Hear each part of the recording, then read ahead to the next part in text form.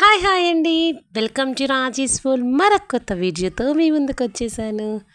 ఇవాల్టి స్పెషల్ వచ్చేసి సమ్మర్ అంటేనే మామిడికాయ. ఈ మామిడికాయ పచ్చడి ఎంతమంది పెట్టుకుంటారండి? పెట్టుకోనోళ్ళు ఉండరు. అలాంటి మామిడికాయ పచ్చడి ఇవాళ మా ఇంటి మామిడికాయ పచ్చడి మా అమ్మమ్మ చేత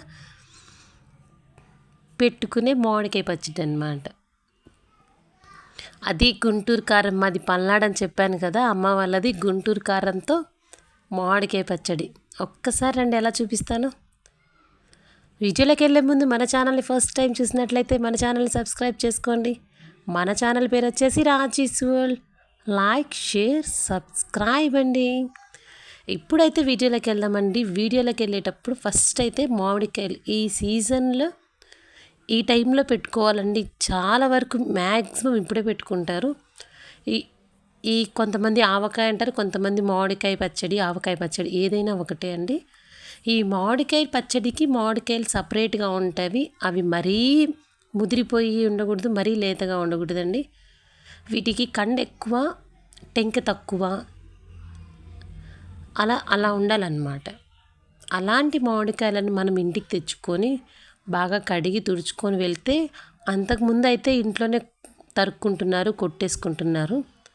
ఇప్పుడు శుభ్రంగా కొంచెం డబ్బులు ఇస్తే కాయకి ఇంతని వాళ్ళే కొడతారండి. అలా కొట్టించుకొని వచ్చాం. కొట్టించుకొని వచ్చిన తర్వాత బాగా ఉతికి నీట్గా ఉన్న క్లాత్ మీద వేసుకొని చూపించిన విధంగా జీడి తీసేసి పైన ఒక చిన్న పొర ఉంటుందండి, ఆ పొర తీసేసుకొని చూపిస్తాను చూడండి. వీటిల్లో అలా ఏదన్నా పొరుందేమో చూసుకొని చూడండి. ఎంత అలా స్పూన్తోనో ఏదైనా మీ దగ్గరికి ఏదైనా షార్ప్గా నెయిల్స్ ఉన్నా కానీ వస్తుంది. నాకు నెయిల్స్ చాలా తక్కువలేండి, అందుకని నేను ఎక్కువగా స్పూన్సే వాడతాను కొన్ని కొన్ని వాటికి.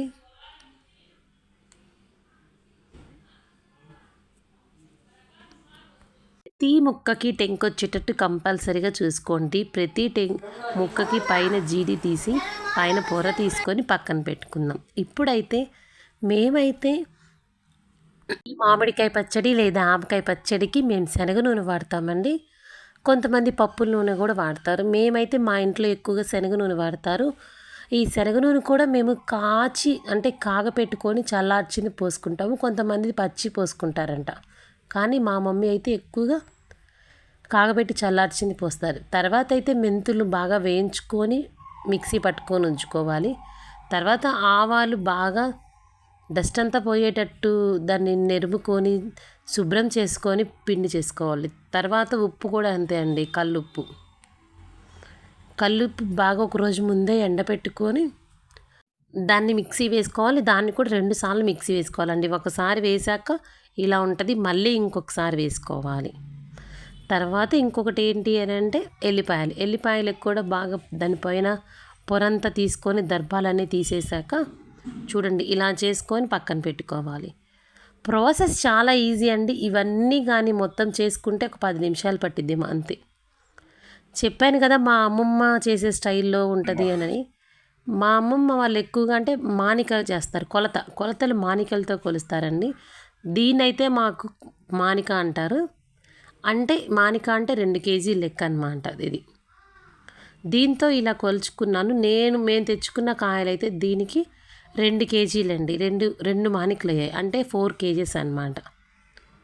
ఇది మానిక అంటారనమాట మాకు. ఇప్పుడు మా అమ్మమ్మ పెట్టే కొలతలకి అసలు ఎవరైనా కొత్తగా పెళ్ళైన వాళ్ళు కూడా పెట్టుకోవచ్చండి. మానిక్కి 3 గిద్దలు ఉప్పు, 3 గిద్దలు కారము, 1 గ్లాసు మెంతిపిండి అలా పోస్తుంది. ఈజీగా అసలు గుర్తుంచుకోవచ్చు అనమాట. ఇక్కడ నాకైతే మనం చూసిన వీడియోలో అయితే 2 మానికలు అయ్యాయండి. అంటే 6 గిద్దలు ఉప్పు, 6 గిద్దలు కారము.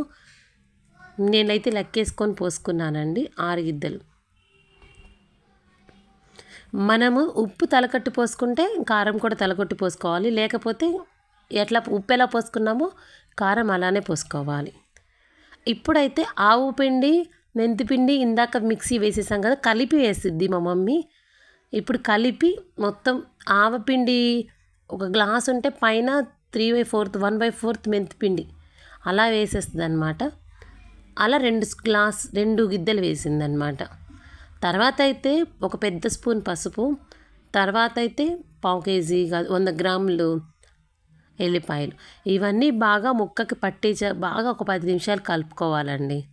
కొంతమంది అయితే ముక్కలు నూనెలో వేసేసుకొని కలుపుకుంటారంట. మాకు ఫస్ట్ నుంచి ఇదే అలవాటు. మా ఇంటి తీరు ఇలానే చేసుకుంటాము. అందుకని నేను ఇలానే చేసుకుంటాము. బాగా ఈ ముక్కలన్నిటి కలుపుకొని ఒక పావుగంటకి కింద నుంచి బాగా ముక్కలకి ఉప్పు, కారం, మనం వేసుకున్న పసుపు, ఆవపిండి అవన్నీ కలుపుకోవాలి. అవన్నీ కలుపుకున్న తర్వాత కూడా వెంటనే మేము నూనె పొయ్యమండి. ఒక అరగంట సేపు మూత పెట్టి పక్కన పెట్టుకున్న తర్వాత నూనె పోస్తామన్నమాట. ఎందుకంటే ఆ ఉప్పు, కారం అవన్నీ ముక్కకి పట్టాలి కాబట్టి.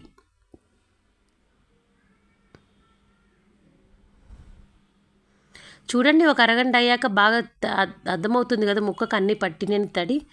ఇప్పుడు నూనె పోసుకున్నాం. ముందే చెప్పాను కదండి నేను, మేమైతే కాగబెట్టి చల్లార్చిన నూనె పోసుకుంటామండి, పచ్చి నూనె పోసుకోము. నూనె కూడా చూసుకుంటూ పోసుకోండి. నాకైతే 2 మానికలకి అంటే 4 కేజీలకి 1.5 కేజీ నూనె పోసానండి. అది ఇప్పుడు మీకు చూపిస్తాను ఎలా కలిపాను. ఎందుకంటే ఒక అరగంట తర్వాత చూడండి ఈ విధంగా కలుపుకుని ఒక అరగంట తర్వాత నూనె ఊరుతుంది. నూనె ఊరి ముక్క చెదరదండి. అసలు ఎంత బాగుంటుందో. మరీ నూనె ఎక్కువైనా అస్సలు బాగోదండి.